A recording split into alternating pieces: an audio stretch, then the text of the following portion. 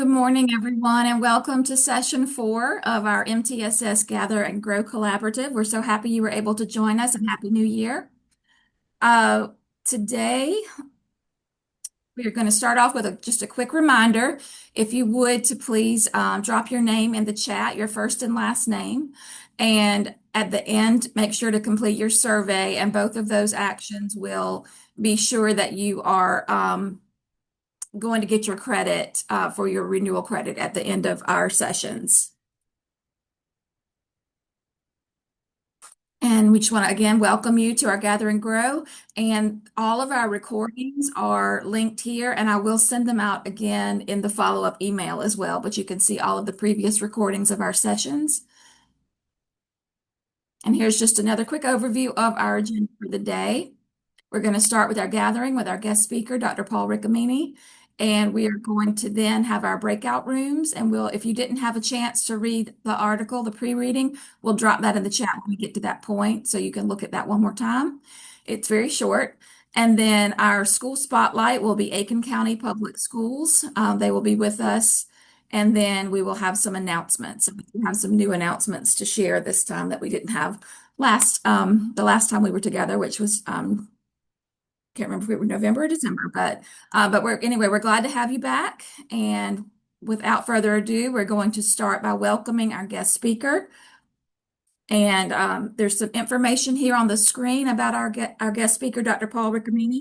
Dr. Paul Ricamini is a highly respected expert in math education, specializing in high-intensity instructional techniques for mathematics.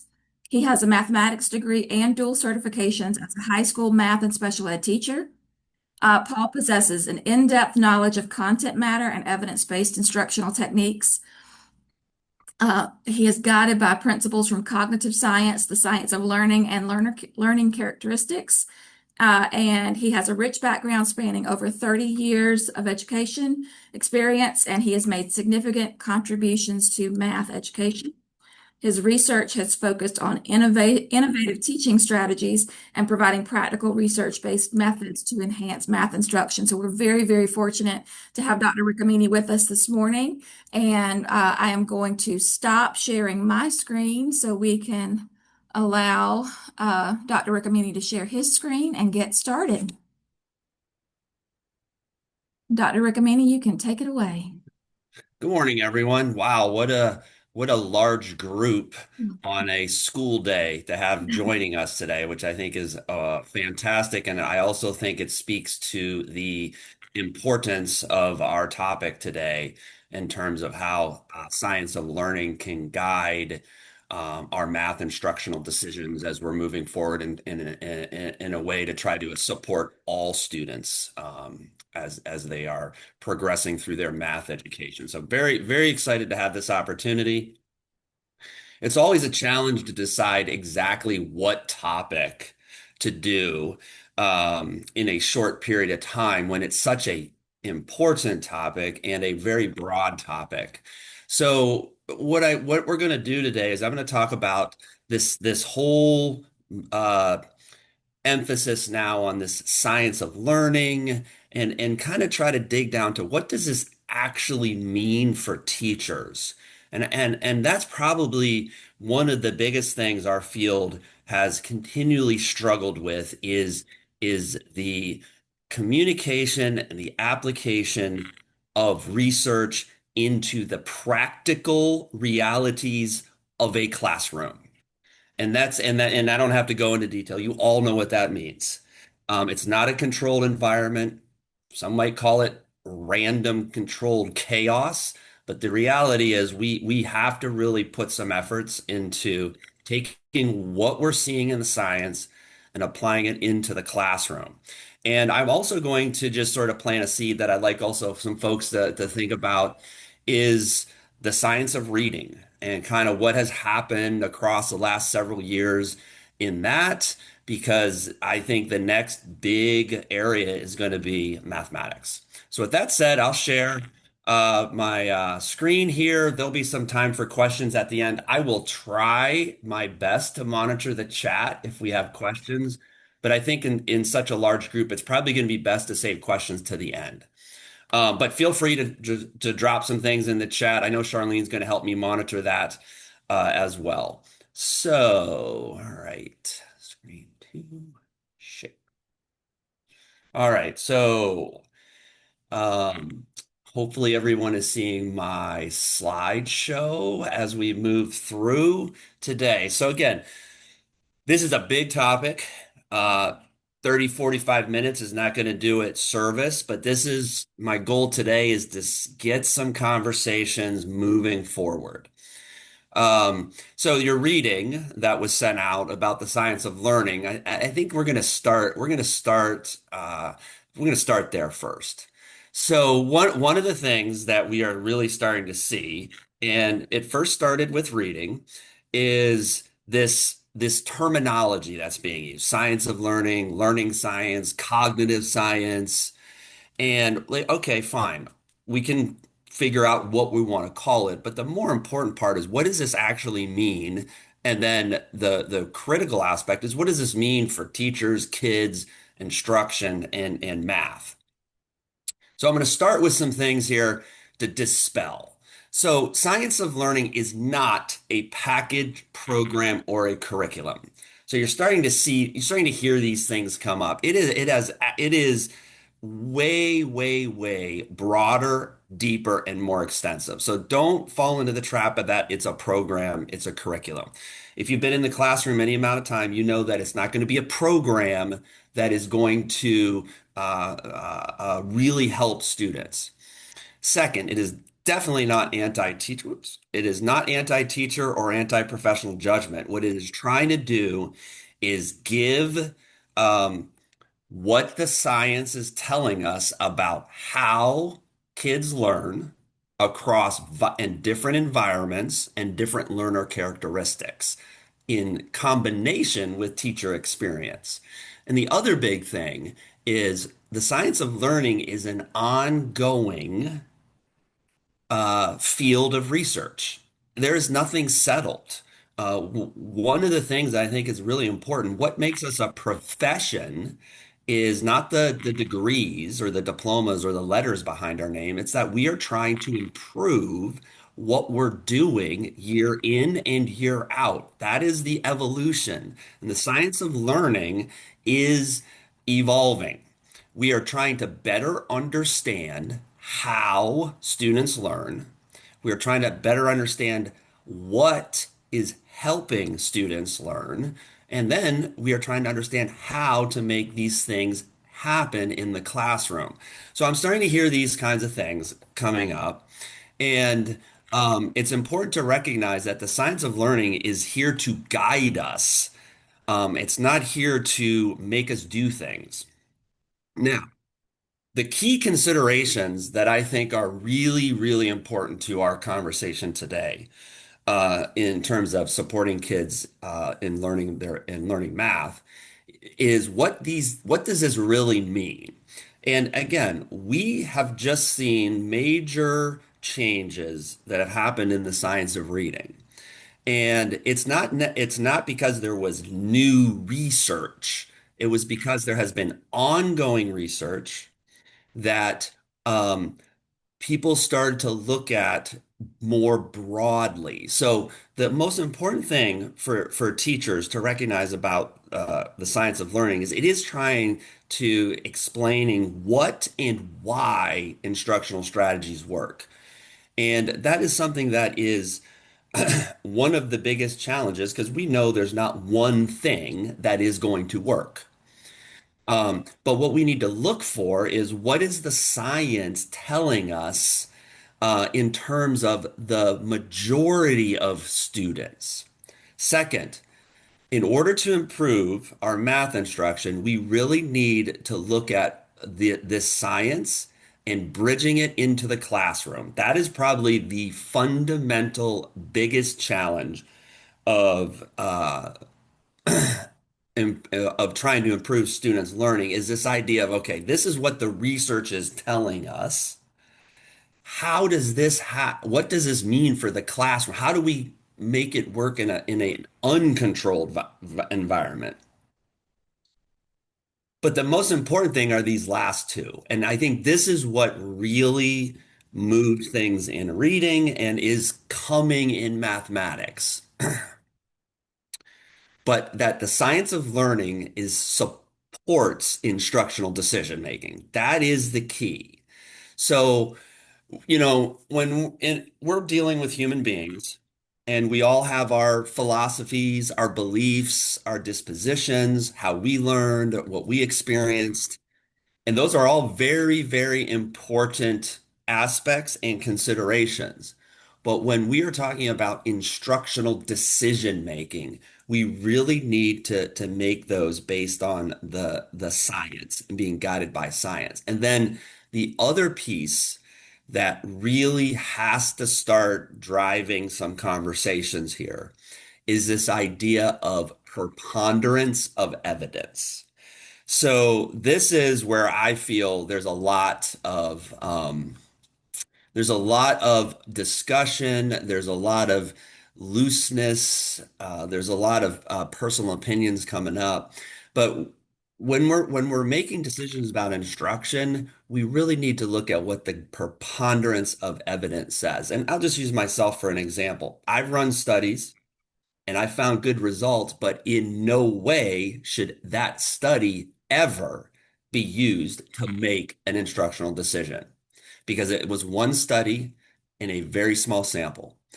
So, what we need to look at is what is the preponderance of evidence saying? And I really think what happened in the science of reading is we had this learning science, cognitive science, whatever you want to call it, beginning to connect to instructional techniques, instructional ideas in the classroom for reading, along with the philosophies and the beliefs that have been put forth across many decades in reading.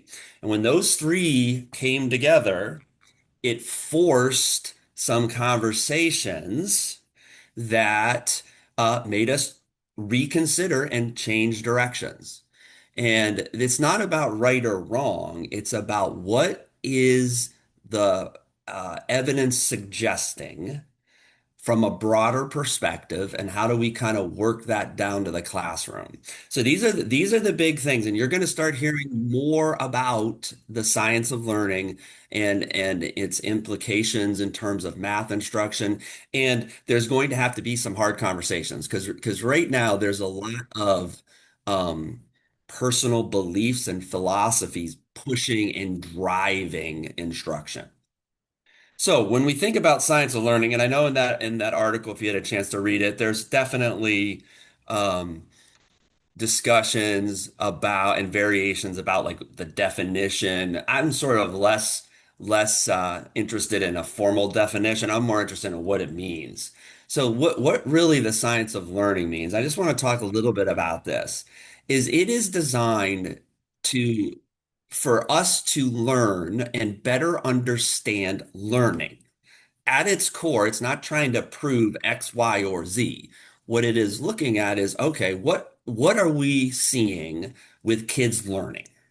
Second, they're trying to look across different environments. So, this is something that is very, very important in schools. When you are looking at a school, they all have unique and individual characteristics based on the kids that you have there, based on the teachers that you have there, based on resources, based on support. The environments are vastly different across schools, even within districts. So it's not just good enough to say, well, this is what we know about learning. We have to go a step further and we have to talk about, well, this is what we're learning about learning in this environment.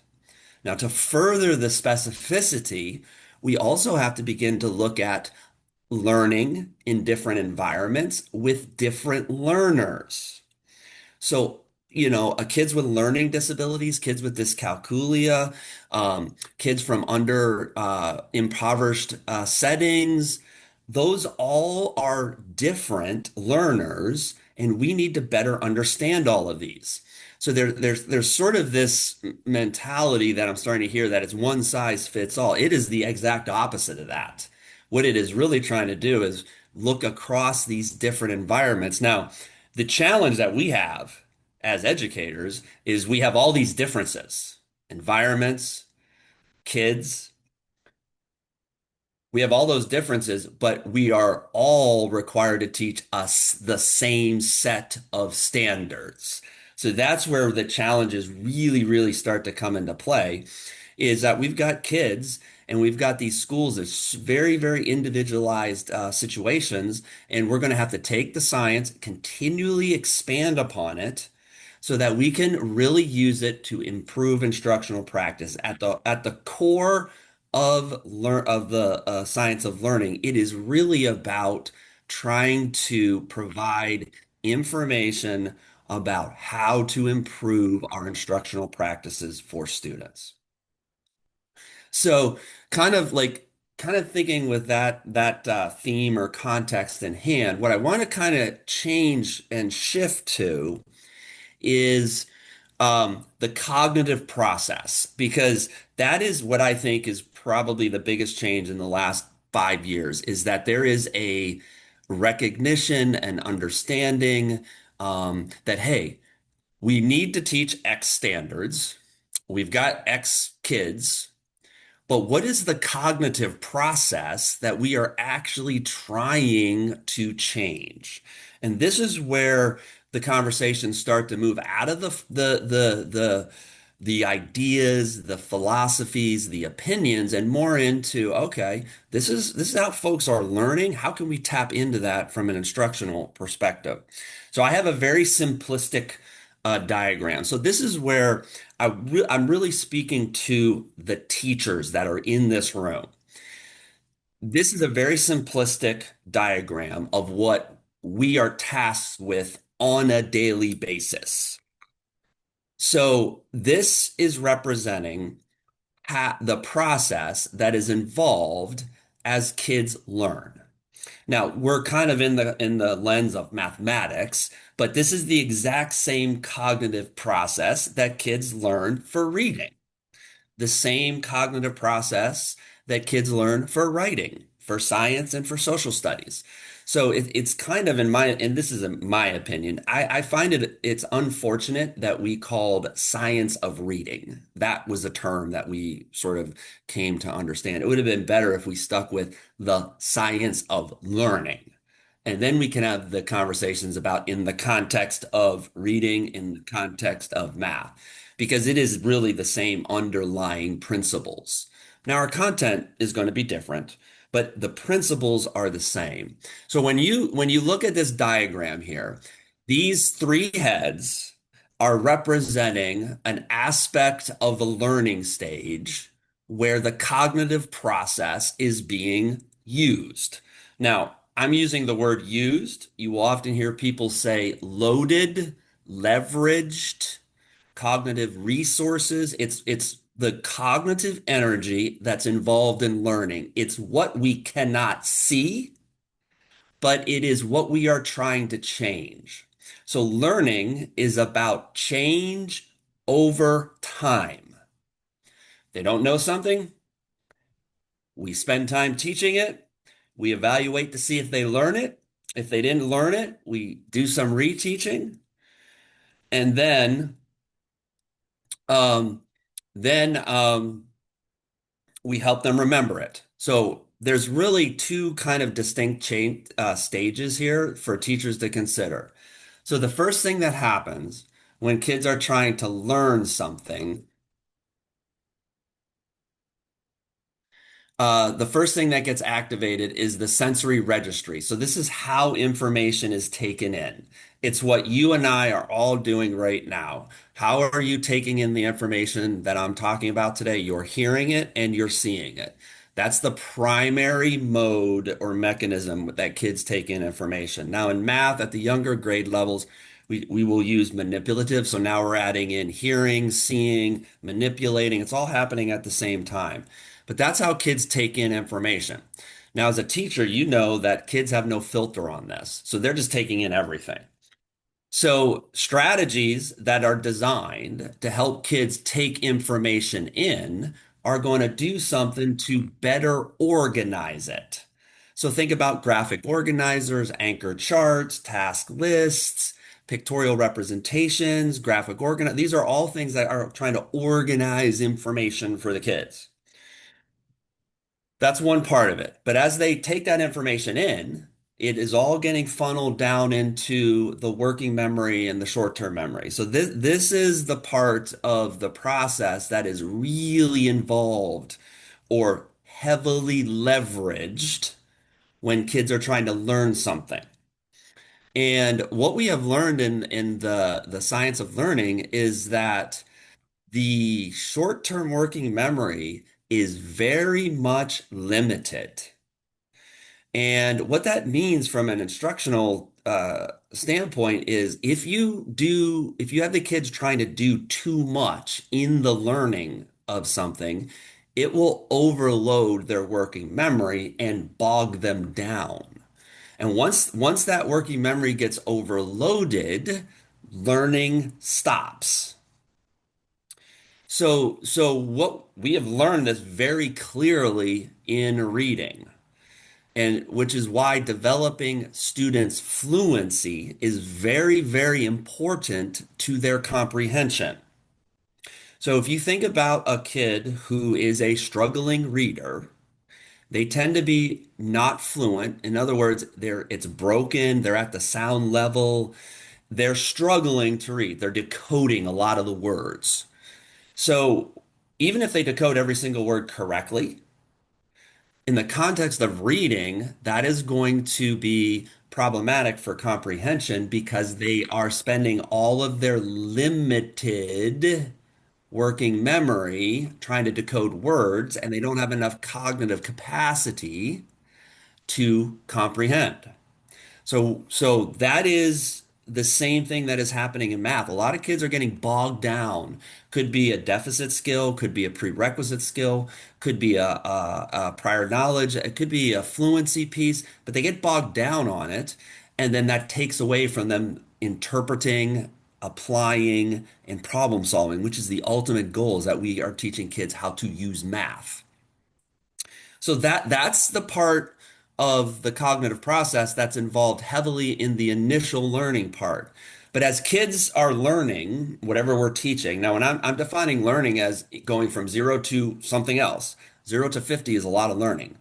But we need to move them forward. But as they begin to learn it, what is happening cognitively is the information now is starting to be processed.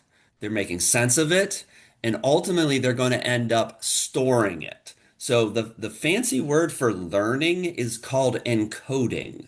So when you learn something, it's encoded. Now, what we have to recognize as teachers and what the science of learning is really showing us here is it's being encoded in a different part of the brain.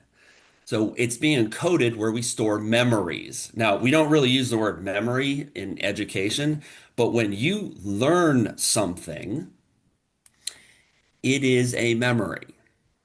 So the key to learning long term is that these memories are kept accessible. So once kids learn something, we are now in this part of the brain. So these are different parts of the brain, and this is something that's really, really important to recognize. Strategies that help kids learn something new don't necessarily help them remember it. So once information is encoded, we need to make sure that we're doing things to help keep it accessible. So part of the initial learning in math is linking it to previously learned content. So retention of mathematical concepts and skills plays a huge role in initial learning. So if you cannot connect new information to previously learned information, what happens is you learn in isolation. When you learn in isolation, you are more likely to forget. And this is the cycle that a lot of teachers find themselves in, is that we're watching kids learn, we see it, we're measuring it. Maybe it's not 80, 90, or 100%, but we are seeing learning. And then in a couple weeks, a couple of months, that topic comes up again, and the kids look at us like they have no idea what we're talking about. Then they'll argue with us. You didn't teach us that, right? You have that. If you've taught any kids within the last 2 days, you've experienced that. I know you have. And they'll argue with you. No, you didn't teach us that. You were on some virtual session. You didn't teach us. Then you start prompting them. And as you prompt them, a whole lot of the kids, not all, but a whole lot of them go, "Oh, yeah, now I remember." I can see some people smiling. You probably experienced that 15 minutes ago. And that actually is an important cognitive indicator. This is where the science of learning should be getting teachers excited.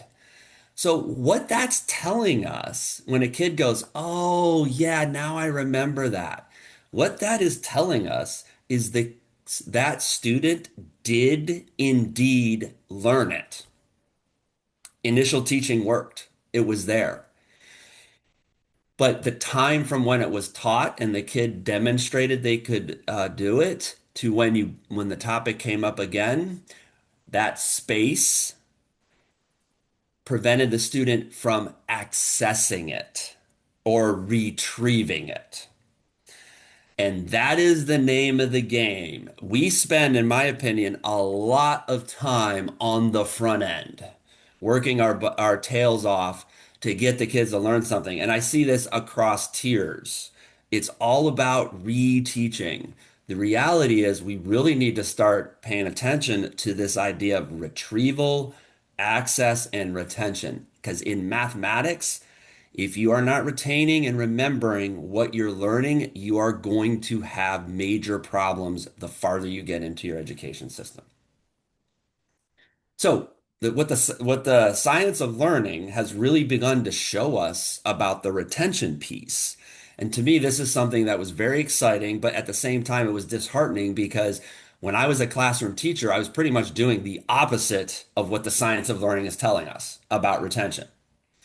So, what the science of learning is telling us about retention is there's some very specific mechanisms, I'll just call them mechanisms for our purposes today, that are critical for to facilitate retention. And these have been manipulated, they have been evaluated, they have been measured, many of them many, many decades. The issue is they have not started to get into curriculum materials, computer practice programs, teacher knowledge. So this is where the science of learning is can really begin to give us guidance and begin to shape those. I think I saw on the agenda that there's some teachers later on in the session. They're going to have some great things to talk about this piece here, and they're awesome. I got to work with them a while ago through the AASC group. All right, so cognitive process. That is what we are trying to change. That is the conversation that we should be driving. So in math, this cognitive process, we have to take into consideration when we have to teach concepts to kids. Kids have to understand the math that we're teaching them. Second, they have to be able to actually mechanically manipulate things, solve solution pathways. They have to be able to solve problems. Third, they have to develop a language around mathematics that is very content specific and precise. Fourth, and most importantly, they have to be able to interpret what they're doing. So these are all aspects that we have to recognize all have a cognitive rationale for. And that's where the conversations in reading really finally started to turn. So in the context of folks in here, you're in South Carolina, and this is Gather and Grow is kind of framed in this idea of multi-tiered system of supports. In South Carolina, there's a guidance document on MTSS, and they basically have 6 elements to it. Now, there's a lot of things in here, but I have said since day one, when MTSS was first called Response to Intervention, that the fatal flaw of any RTI MTSS model is going to live in the I part, in the instructional part. You can spend all the time you want on leadership, capacity, communication, database decision making, and evaluation, and you will not get improved learning outcomes until we get real serious about the instruction and the intervention. And that's going to be the key. We already have too much data, in my opinion, with kids. It is almost paralyzing to teachers. And the reality is, data is useless until it is used to make instructional decisions. So when all of this and all of my work really is boiling down to what are we doing instructionally with the students? Now, what does this mean instructionally? All right. It doesn't mean teachers aren't teaching. And it doesn't mean teachers are doing anything wrong either. What it means is we need to be very cognizant and reflective upon what we're doing. What is the impact of that? And how do we move forward? And unfortunately, sometimes we're having the same conversation about things over and over and over while kids are just continuing to flounder. So in South Carolina, there's the guidance that is sort of set design. Now, there's a lot of things. I'm really oversimplifying things, and I also don't want to discount those other five elements. Those have to be part of the discussion as well. But energy needs to be focused on the instructional piece. So the emphasis is data-driven decision making using evidence-based practices and strong instructional strategies. So, okay, this is where the science of learning needs to be merged in these discussions so that we are looking at the preponderance of evidence. And when you begin to look at the preponderance of evidence, just like happened in the science of reading. Now, maybe you don't agree with it philosophically or in a belief, which is fine. But what does the science tell us? And that is where things moved and got us to where we are. If you think about where we were 5, 6, 7, 8 years ago, it is a 180-degree turn. Now, so in math, we are starting to see many of the same things, that there are key aspects of instruction, that there is a preponderance of evidence that is building. And it is showing us. Now, by no means this should ever be interpreted as this is the fix. Anyone who has that is naive about learning and has not actually worked with a kid. Learning is complex. The climate, the atmosphere, the environment is complex. Teachers are a huge variable in this. A first year teacher is going to look very different than what a fifth year teacher. There's so many different variables. But we need to begin to look at the instruction. So in math, when you start to really begin to look at what the preponderance of evidence is saying at this point, kids in math need some level of explicitness. Now, this is a major point of discussion across a lot of us, is right here. And I kind of, I was a general ed math teacher, I was a special ed teacher, and I was a hardcore math person. I kind of don't really understand this argument.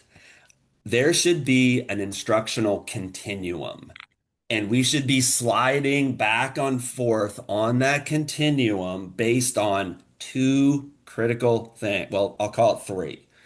One, what is the content we're teaching? Some content allows flexibility moving around. Others, it needs to be very directly taught to the students.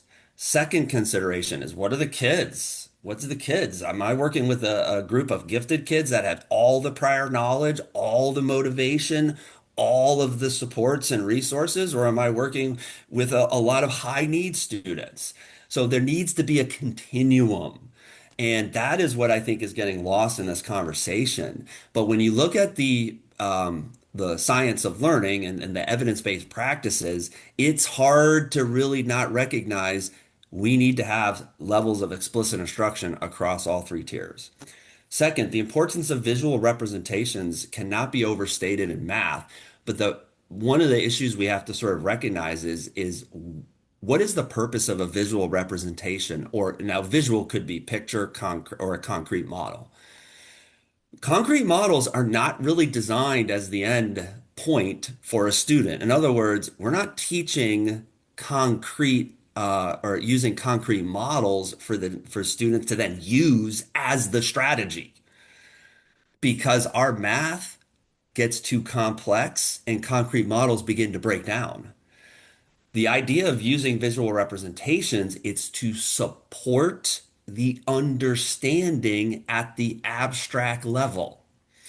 And the I don't have this on the slide, but the key part to using of visual representations, manipulative pictorial representations, is the actual language that the teacher is using over the manipulatives. It all has to be precise and it has to match the endpoint. There's a whole lot of research on problem solving. I really feel our problem solving instruction is very, very underdeveloped and oversimplified. And we try to do things like find the word that tells the operation. Well, if you're a middle school or high school teacher, you know that breaks down probably around second or third grade. It just doesn't carry through. But that's a very common thing that you see across classrooms. And that's not a criticism of teachers. Teachers are in the system. It could be in the program. We really need to take a look at it. And finally, we got to get to the metacognitive strategies. So this is a snapshot. There's a lot more involved in this. But the key is these decisions are grounded in what the preponderance of evidence is suggesting. And hopefully, as a field, we're moving forward and we're refining and being more specific. More specific in terms of what we do. So, more guidance, I think it's important to recognize that this, the SC MTSS guidance is very much aligned with what we are seeing across in the research. So when you're thinking about like what has to start happening in math, you start to see these are established elements, not necessarily called science of learning, but these are what the preponderance of evidence is beginning to show us is that we need to really think about how we're delivering that day-to-day instruction. We need to really start to pull from the science of learning and being critical. Well, was this one study? Who was the study with? All right. Well, maybe you're in a population of kids that has high multi-bilingual kids. Well, the study wasn't done on those kids. Okay, so what does that mean? And these are the nuances that we really have to start paying attention, and the science of learning can give us that guidance. So again, like I said, my big goal for today, before I open it up to questions, is this idea that the science of learning is not a bad thing. And I'll be honest with you, the word is new, it's been around forever. The big change is it's really starting to move into the instructional realm and making some connections. But it's designed to teach us how kids learn, what works, specific environments, specific learners. I think another thing could in our context is this idea of content. We also need to look at how to teach specific aspects of math content. Just like in reading, there's a body of research for alphabetic principle, a body of research for phonemic awareness, body of research for fluency, body of research for comprehension, and a body of research for vocabulary. So we also need to get a little more nuanced in terms of the content. All right, so with that said, I am going to unshare my screen and I'm going to let Charlene come back in and we'll open it up to questions. There was a lot of chat activity happening and I was not doing a good job of paying attention to that. So this would be a good time now. I'm a little more focused on what questions might come up. So feel free to throw it in the chat or unmute. Charlene? Yes, I would like to first open it up for anyone to speak out and ask a question at this time. So if you would just unmute and ask your question, and Aibileen and I will watch the chat as well. Good morning, everyone. Good I'm morning. Dr. Sheikah Houston from Chester County School District. Great information. Thank you. So, as teachers are, some of them are some a little bit exhausted with how we utilize our PLC or PLT process, whatever, everybody calls it. I was wondering when you talked about the reflection on what we're doing and what you've just talked about of how to break down specific things, is there some type of system that we could provide to teachers to allow them to reflect specifically in math instruction on breaking down that reflection part of what they're doing and how to move forward, but specific to those things that you mentioned, like algebraic thinking and all of those things, like we have in reading? Is there like a systematic process for that? You know what? That's a really great question. Um, I'm sure there are frameworks for that process that we Mm-hmm. would look at. So let me answer it this way. The first thing that has to happen in this reflection process that we're talking about is a recognition of what we are doing, first off. Okay. And these are sometimes, and this is not in a, this should never be framed in a gotcha, you're wrong kind of like, what are we doing with our Mhm. kids? That's the Right. first question. And well, I'm following the book. Okay, what's in the book? How is the book designed? So, what's the curriculum? How is it? Where's the instructional framework on this, right? Like I think that is probably the first conversation that has to start happening. Separate from, is it working? Because that is a dangerous question because the bottom line is for some kids, it does not matter what you do. It will work. Right. So kind of separate from, hey, is this effective? More like, okay, what is it that we're doing? So that's the first thing.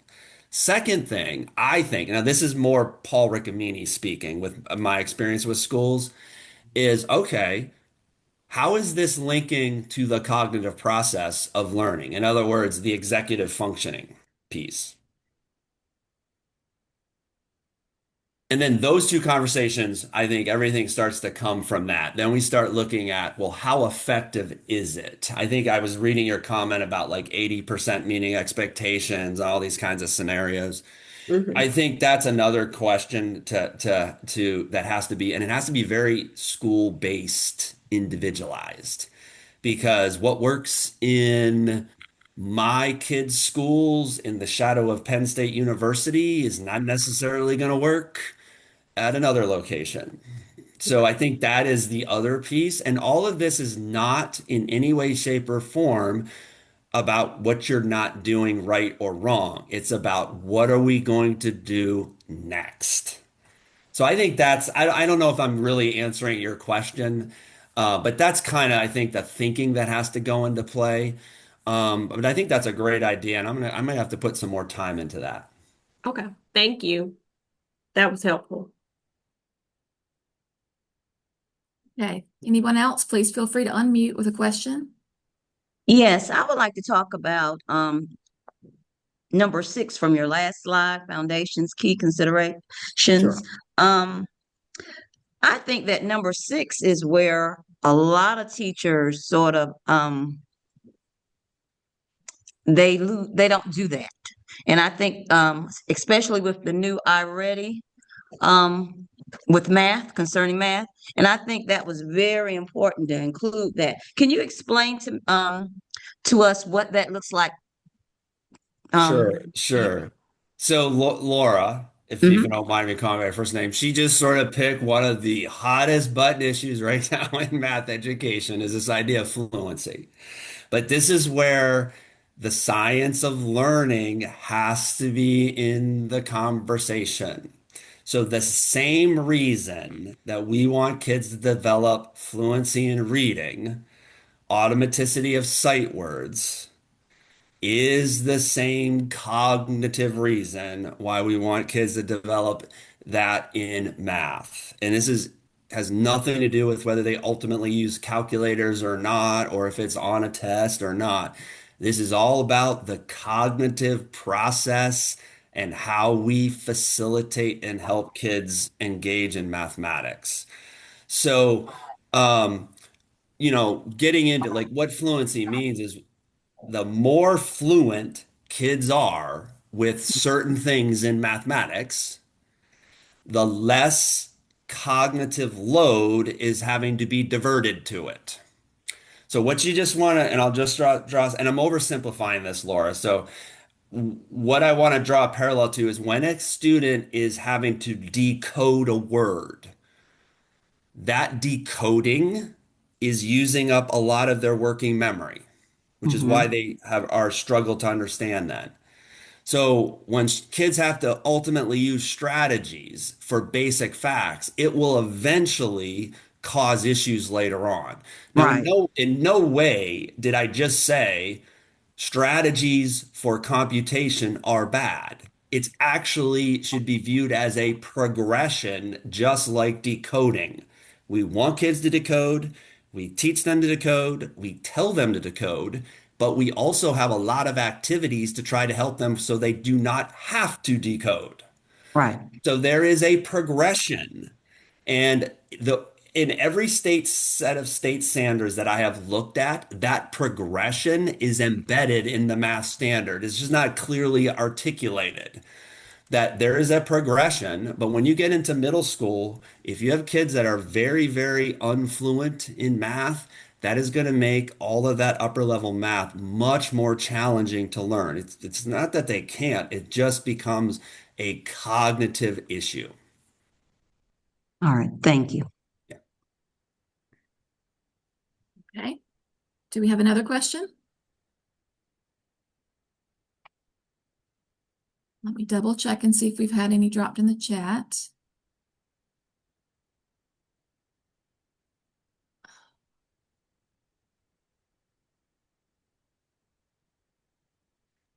Dr. Crotwell, why aren't the standards presented in the progression? That is a great question. Um, what can I say about that? Standards are standards. They're not necessarily designed in the way that they need to be designed to be used. They're broadly speaking. But the bigger point here is the fluency progression that we look for in reading is never really discussed in math. So I think part of it is just this there's just a lot of myths and misunderstandings about fluency in mathematics. So I think that's part of the conversation. You kind of get like memorization is bad, and you get people saying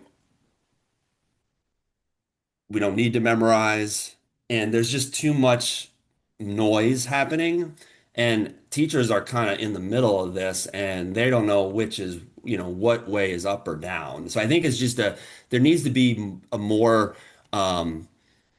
clear discussions around this. But if you look in the standards, what I mean by progression, you can see what fluency is in kindergarten. You can see what fluency is in first grade, second grade, third grade. You can clearly see it in there when they're using things like they use strategies, they understand, they use patterns, they know from memory. You can see it. It's just not elucidated the way it is. And I think it's just because it's a very hot topic, just like it was in reading for many decades. There is a question in the chat that I want to respond to. It's asking about a student who has an IEP for speech, but they're struggling academically, and whether or not those students need to go through the MTSS process. I would say think of it less as they're going to MTSS and think of it more as that focus on that phrase, the student is struggling academically. So if the student is struggling academically, then the educators need to intervene. So they would be getting first differentiation in tier one, and then they would also be getting interventions in tier two if those differentiated strategies aren't working.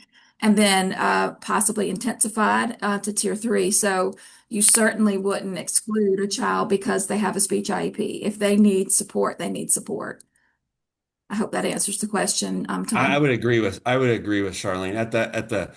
At the core of MTSS, it's looking at what the kids need based on their data and adjusting it as necessary, for sure. I do see a hand up for Tanisha. Yes, go ahead, Tanisha. Hello.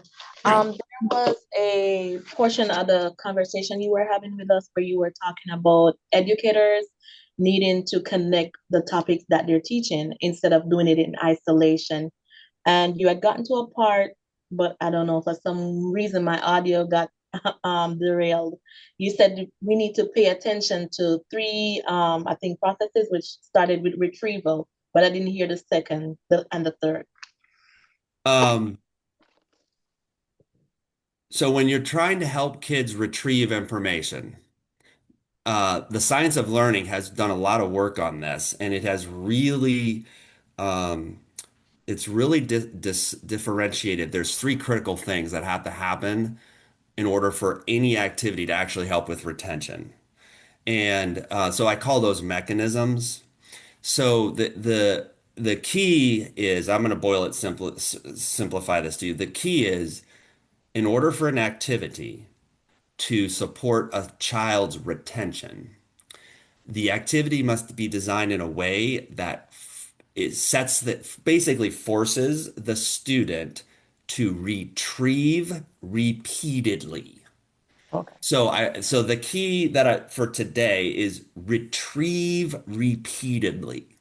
So if the activity doesn't do that, then it's not really going to support retention. What you're going to get is a short-term bump that then fades away quickly.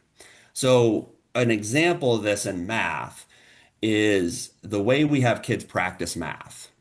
Unfortunately, it doesn't really change. It's the same. We give kids problem sets and they have to solve them. Now, we can give those problem sets through games, through computer practice, through a worksheet, through problems out of the book, problems on the board. You got the whole run of the gamut. But what we've learned is the sequence of the problems make a difference. Like what is problem one, how they are structured makes a difference. So the most common practice structure is what is called blocked. So block practice. Now I'm kind of getting into the weeds here, but I'm going to do it because Tanisha, this is a great question, and it's something I'm super vested in. When kids are practicing the same type of problem in a row, all right, so you teach order of operations, they're going to be practicing order of operations. You teach area problems, they're going to be practicing area problems. You teach completing the square, they're going to be practicing that. And they're going to be practicing it in a row. So block practice is any time that you practice the same type of problem consecutively.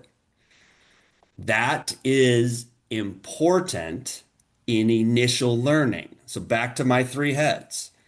When you're teaching something new, that should be followed by block practice. So here's what I'm talking about, science of learning guiding what we are doing in the classroom. But what we've learned about block practice is that it's only beneficial in the initial learning stage. So if you have kids block practicing on content they've already learned, it is really ineffective. It does not help them maintain it.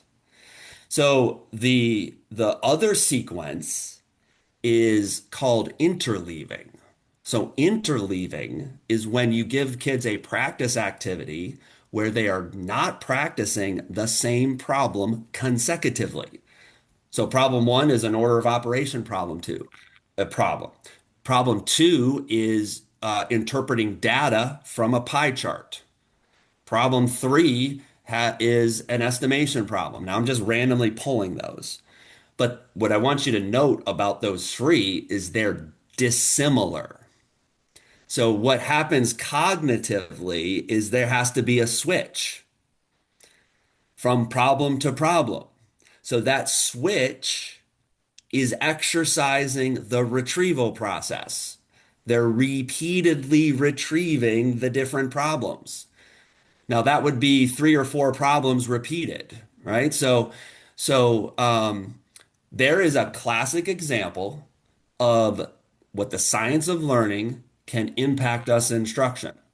What that is showing us is if you're teaching something new, the practice you give the kids should be blocked. But if you're wanting them to remember something long term, the practice should not be blocked. It should be interleaved.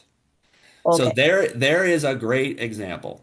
I'm sorry, did someone? Oh, sorry, and my mic was still on. Oh, So what you're saying is that for new content, that's blocked. So, but if you want to make sure that the students are gaining the knowledge, it's going to interlocking, interleave. interleaving, Yeah, which would be your spiral, your spiral, your that is spiral. correct. Blocking before the test, interleaving after the test.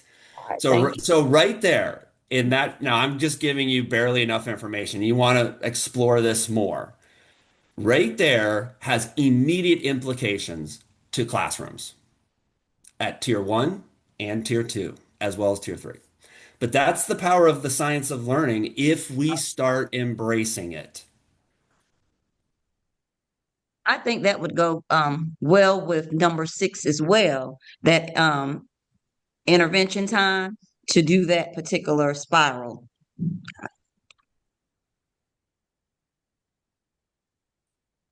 All right.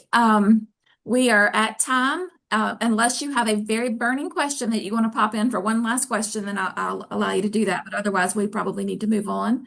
Are there any last questions for Dr. Rickamini? I think it was Charlene? asked if he had a favorite math program.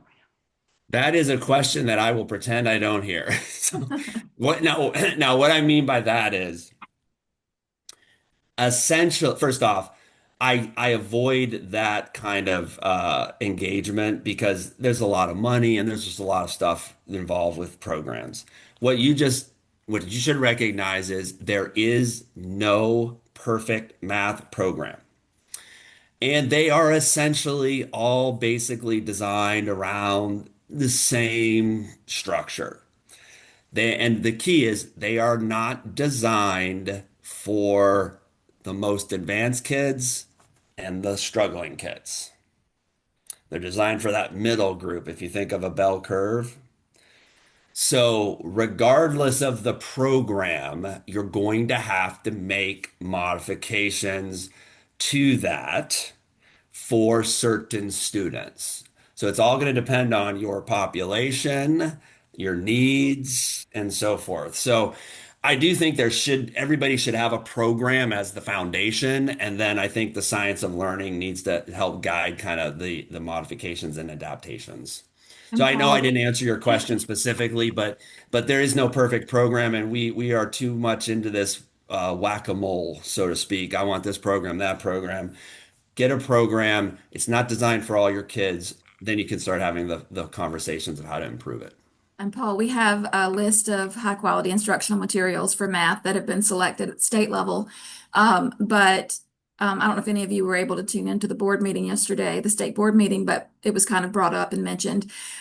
One thing we want to make sure is that we're not just handing teachers the book and walking away, that you need to have that unit internalization and that lesson internalization. And that takes time. So that's got to be planned for in that building capacity portion, but you do need to give support and you need to look into the materials that you have, because as Dr. Rickamini said, nothing is perfect, and we need to make sure we're using the parts and pieces that are well, we're using the whole thing, but we're using it to best suit the needs of the students in front of us. Charlene? Yes. This is Susan with Academic Alliance. Dr. Rickamini did a great webinar for us on practice, and I dropped that link. It's on our website. And there are also some additional resources that he's provided there, since there were a lot of questions about some of the different types of practice. So I did put that in the chat box. Thank you, Susan. Thanks, Susan. We'll try to include that in the follow-up email as well, to make sure everyone can have access to that. Thank you very much, Susan. Okay.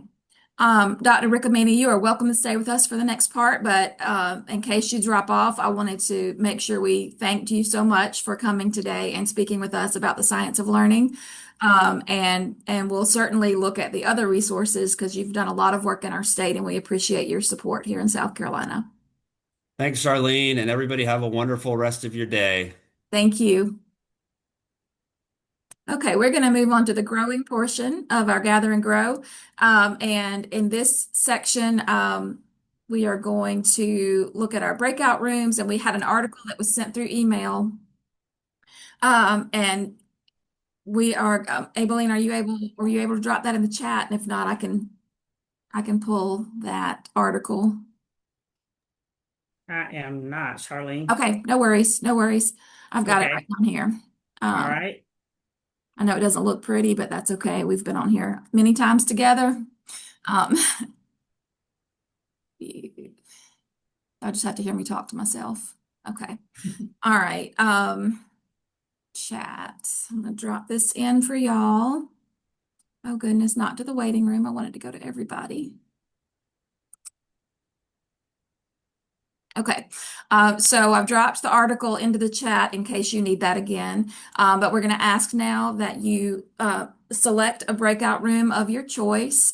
Those should be available for you. If you don't see a breakout option in your bar, there are three little dots that say more. And if you select that, you should see the option for breakout rooms. But just a reminder, these are some of the discussions. If you'd like to take a screenshot of this page, these are some of the discussion questions that could guide your conversation in your breakout room. And so I want you to think about that brief article plus the presentation that you heard today, to think of any thoughts that you may have to talk about with your common group of educators, some questions you may have, or some aha epiphanies. And if you're in a room and it's too crowded, or you get to a room and you're the only person there, just leave the room and come back and we'll get you in another spot that suits you better.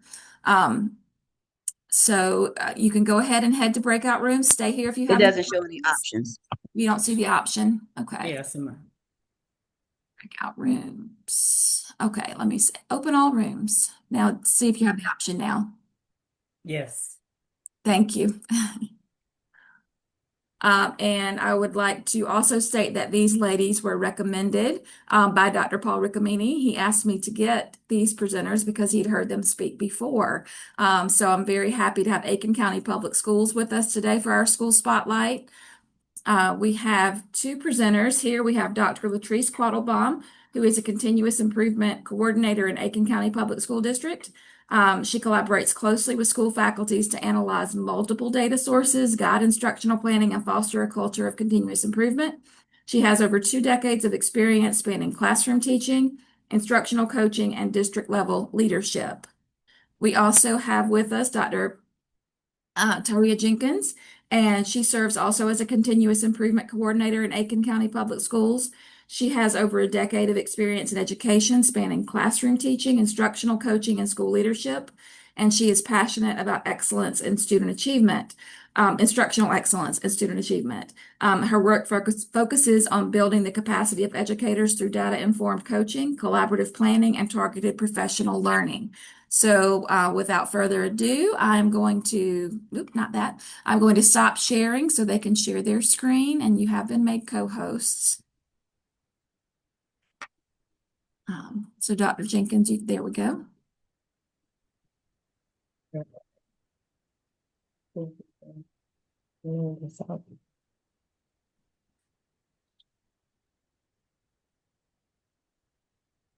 All right, so good morning, everyone. I'm Dr. Jenkins, and this is Dr. Quattlebaum. We are so excited to be able to meet with you guys today.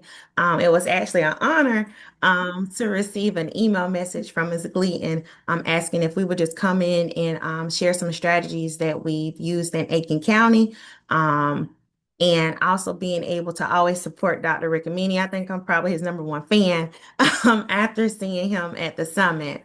So today we're just going to share with you, how we kind of set up systems in order to kind of introduce the SLOT strategy to our district. and be able to share with you some of the success that we've seen in terms of being able to work with that.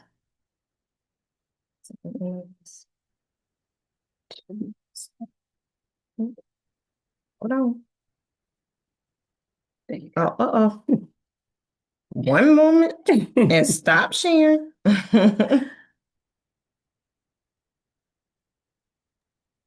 Here. And after their presentation, that we will have 10 minutes to ask them questions as well.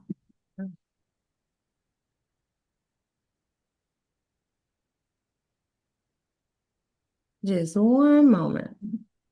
It's all right. It happens to all of us.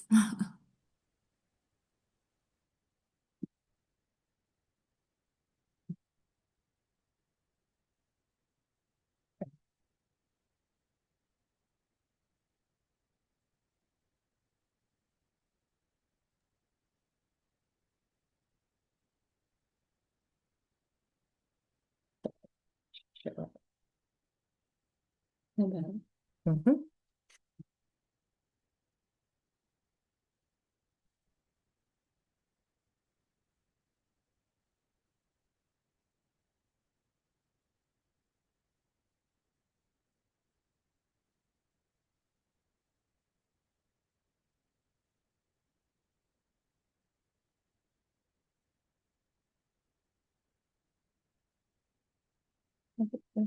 I don't know. Can you guys see our screen? We can see half of it, or I can see Only it. half? Is that what the rest of you Uh-oh. are seeing? Let's You see. might want Partial. to unshare and share one more time. It didn't come up Okay. quite right. Okay.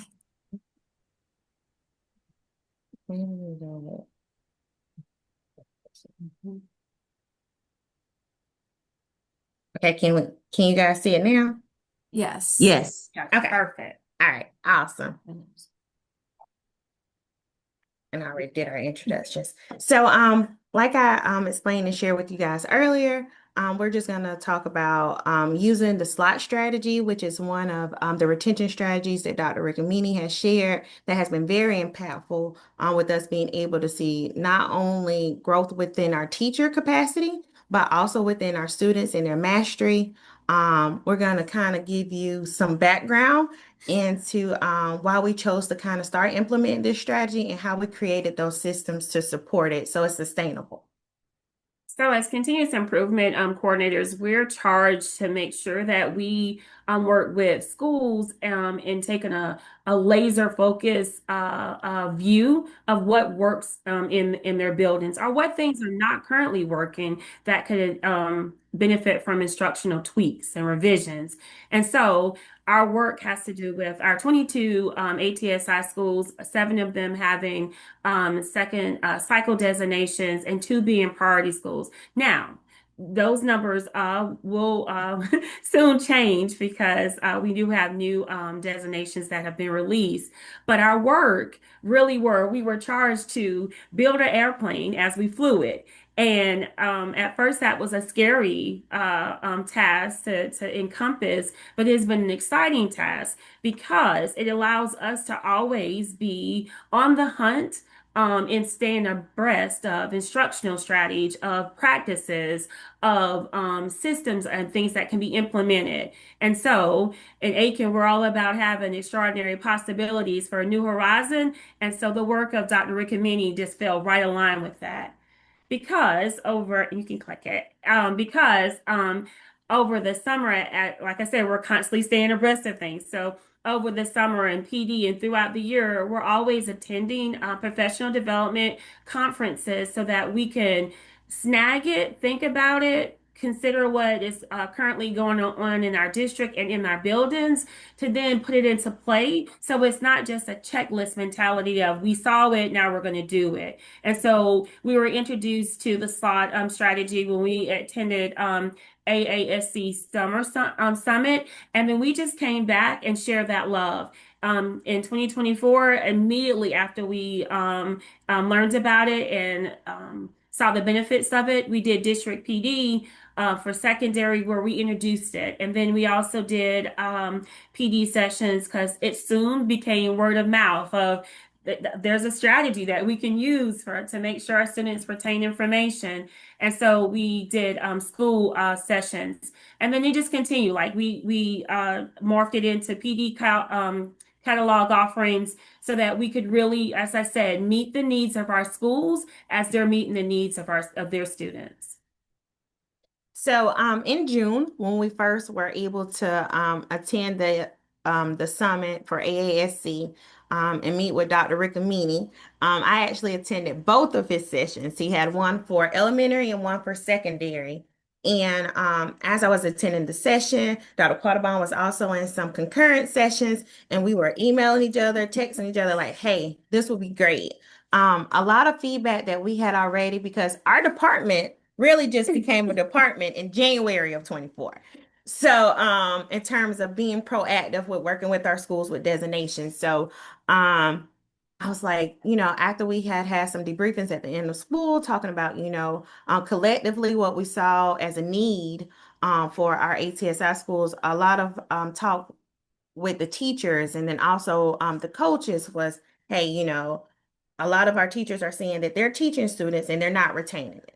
So we wanted to make sure that we had strategies that supported retention in addition to strategies that would support the subgroup. So we had those conversations there. Once we got back actually within our district, we started framing our kind of support around how we can introduce this and what would be the best way to roll it out. So we had those conversations in terms of, how can this look and how can we roll it out so that everyone is kind of being able to be a part of it, because we saw how beneficial it can be. And it was actually meeting the needs of what teachers and coaches and also administrators had also expressed to us, hey, we need some strategies. So in July, we actually met with our then director of curriculum instruction, Mickey Dove, and she was like, well, can you girls provide us with some professional development for our summer sessions for secondary?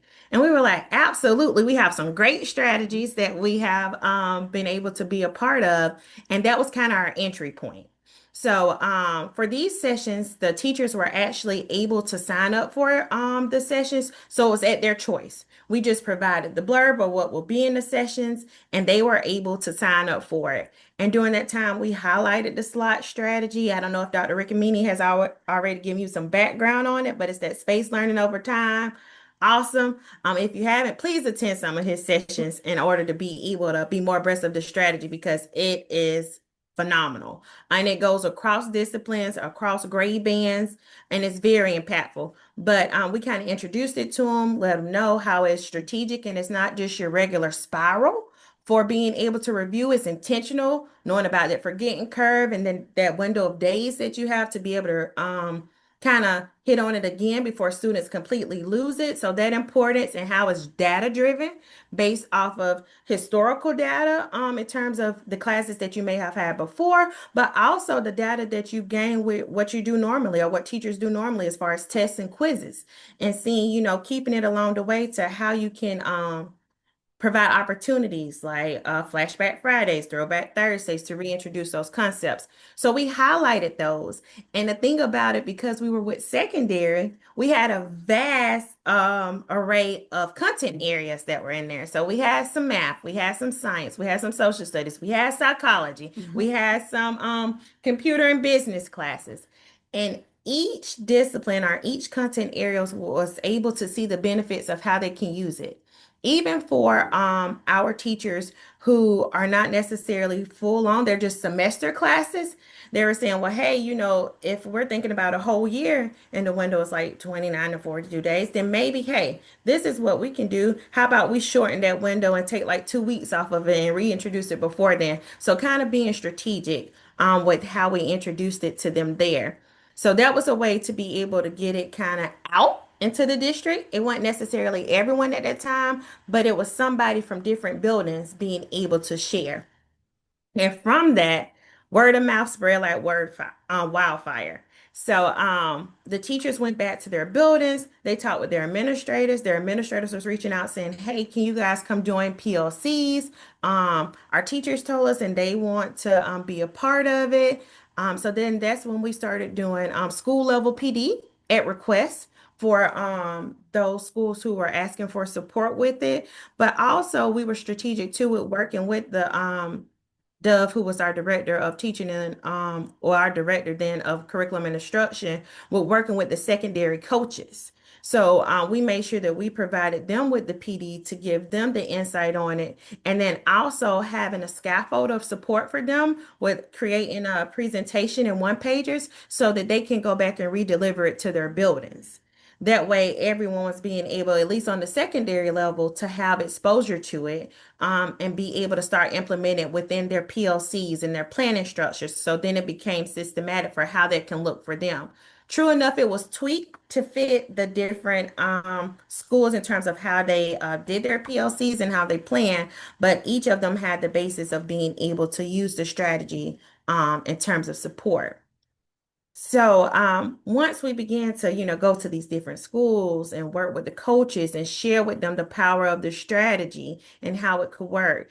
And like I said, it was being done in different disciplines, and they would give us feedback through survey data to let us know how it was going. Teachers were also reaching out just to let us know or to bounce ideas for how they can tweak the strategy to work for them and their parameters for their block or their scheduling.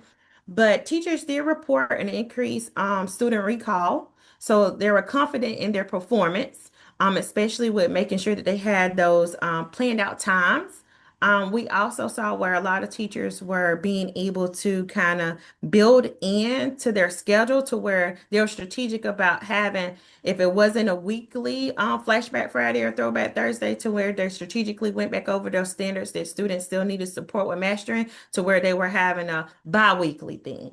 And some schools did it where teachers planned to do it independently for how it works. And some had where they have like grade levels or grade bands or content areas to be able to plan and have that system there. Also, the common planning, because we did work with the coaches and they were aware of the strategy, they were able to embed it into their coaching cycles. And so when they went through and they used their pacing guides and their unit maps, they were able to kind of go ahead and pinpoint some of those priority standards or some of those priority indicators that students hadn't yet mastered and be able to go back in and intentionally be able to cycle those back in so that teachers were able to reference those. And then students demonstrated stronger connections between the past and new learning with being able to retrieve that information. So, in addition to, because we, like we said, we started with secondary, but we knew we had to share that love. We could not leave elementary out. And so we created offerings at different points of the year. And so we started with PD, but then we started thinking of what if we did summer offerings so that we could have more access to the different grade bands. And so we thought of a summer academy, an ATSI summer academy, so that we can make the slot strategy and other strategies more accessible to schools. And as I said, share that love so that secondary wasn't flying off into the new horizons and us leaving elementary behind. And so we definitely had a summer academy as we then started birthing a momentum framework. From that, from that momentum framework, we just made it so that we really were about moving data to practice. No longer just talking about data, but just seeing what's the next steps after you have some data analysis. So momentum, it gives us an opportunity to analyze, monitor, and instruct. And so the components within it, though, it's all about that data analysis. And we used the 4 questions, but there are different ways that you can run a PLC. And so, but we use those as our questions to guide the discussions for data analysis. And then from data analysis, not just saying, oh yeah, check, that's done, but taking the next step, which is progress monitoring it. And so for progress monitoring, we really gave support in scheduling so that we could help schools think of or be intentional, even with their scheduling before the year starts, tiered support so that we could discuss frequency, and then what are the resources that we're using in the district and how that could then support. But in terms of that slot strategy, it's definitely embedded in our instructional strategies and best practices. So it gives us an opportunity to address high leverage practices that can then spill over into our common formative assessments and retention strategies, as well as addressing student engagement. And so we just basically created offerings. And so we had SLOT and we had other things that we learned. And so we packaged it so that our schools could then know that these are our PD offerings we can give. And then they could reach out to us and we could bring that to them in the manner they needed to, whether it was a PLC PD session or it was an after school PD session. So we're just thinking about, how we kind of introduced it kind of slowly, but then it kind of took off with just, hey, let's get into one PD to where we're presenting, and then have word of mouth be able to spread, and then, have requests to go into schools, and then being more systematic by go ahead and training the coaches from the secondary coaches, then the elementary coaches, and then kind of having those virtual offerings as well and on-demand sessions to where they can meet with us. It kind of became ingrained and is ingrained now within Aiken County's kind of instructional framework. So looking ahead, we're going to continue building on the SLOT exemplars in each content area. We've had a lot of feedback in terms of like how it's being used in ELA and math, even psychology, but having those exemplars so they're able to share, housing those, integrating the strategy into those coaching cycles and teacher induction programs. So since we have the coaches trained, ensuring that too, as we get new coaches, that they're familiar and they're being able to be trained and into those induction programs. So we're starting with those teachers who are coming into the district or who are new to the district with different ways of being able to strategically plan so that you're meeting the needs of students, but also keying into the data to what's going to help guide you and where you need to go in terms of going back and reflecting on those indicators that have been taught. And then leveraging data dashboards to track the space retrieval effectiveness so that they have a way of being able to see the success rate themselves and being able to navigate it on their own within their building. So that's kind of in a nutshell, because I know we had 10 minutes. Sorry if we went over a little, but to be able to share it with you guys, please scan the QR code. It just has questions for if you want any support from us, or if you have any questions, if you want to bounce ideas. We are more than happy to support you guys and share with you how it has worked for us, talk about how it could work for you, or even listen to some of your advice for how we can tweak it. But it has been very helpful in kind of creating a system to where we're kind of along the same page, regardless the grade band or the level, and being strategic about having that time to spiral, if you will, but having the basis behind it to be data driven and knowing why, and hitting that crucial time frame to be able to hit on those key concepts and skills. Thank y'all so much for your time and for joining us right after coming back into school within just a week. So we do have 5 minutes left, so we are kind of running short on time.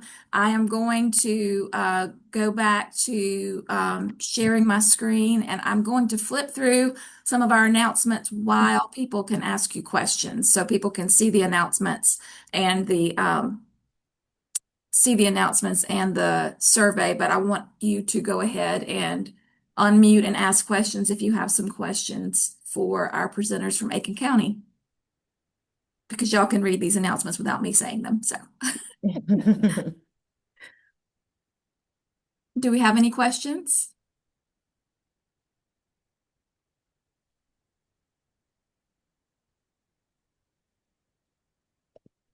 Giving people a minute. I'm asking people to multitask, and it's still early in the day.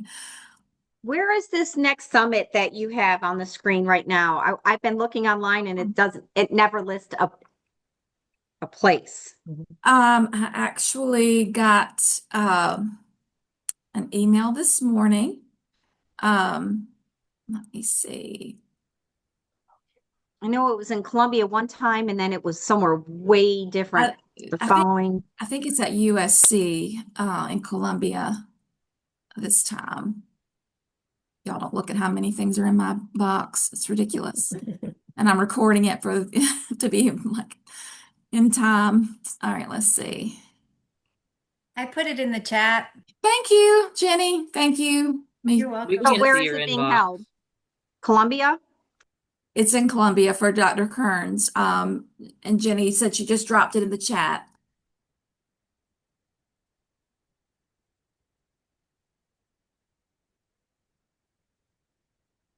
This is a new slide. This has not been in previous months. This is a PD opportunity, a group that you can join, MTSS Innovations.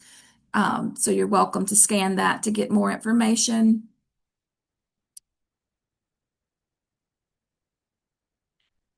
And without joining the group, they do have some other webinars that are free that you can join. This is one that's coming up this month, Lessons on Promoting Effective MTSS Implementation.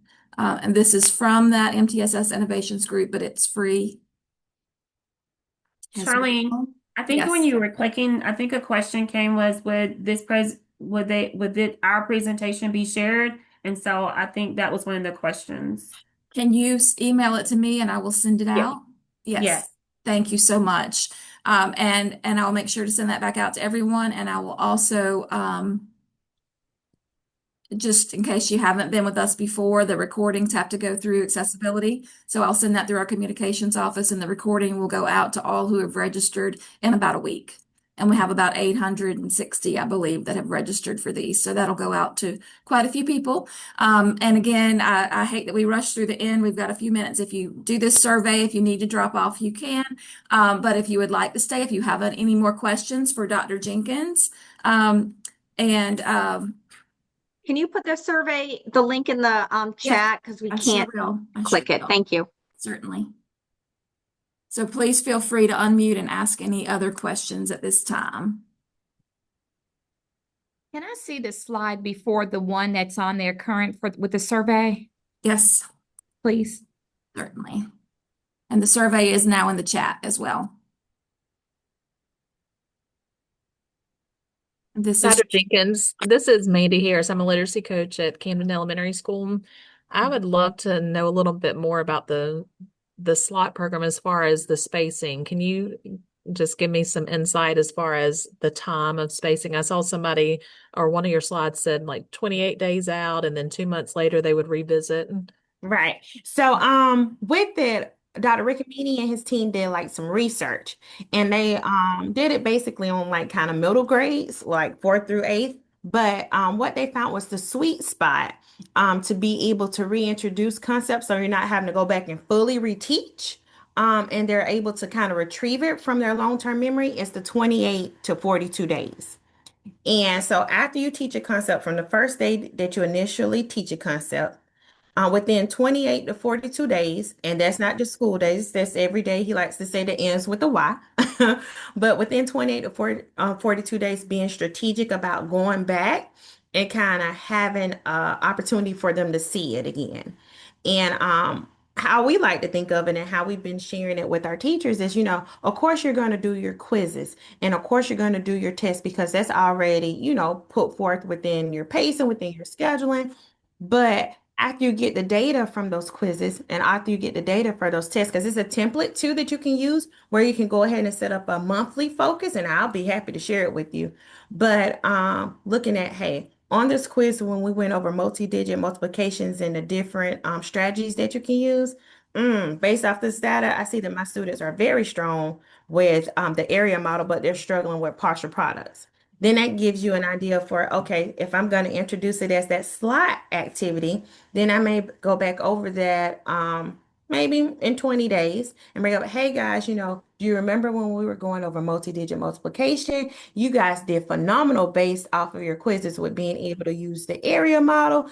Now we're going to kind of work on you guys more so using partial products so that you have a different strategy to use. And it's data driven because you use that quiz data that you were going to get anyway, but you were strategic about how you put that back in there and having that window so that they haven't fully forgotten once you've gone on to a new concept and they're able to retrieve it and you're not having to go back and fully reteach it. So that's kind of the premise of it. And then for that second slide activity, once you obtain and get that data from having those opportunities, and slide is only meant to be like 15 to 20 minutes, right? It's just an introduction where you go over it, you kind of prime and prep their thinking. You may model 1 or 2 questions and give them like a question or 2 for them to do independently to then reassess where they are.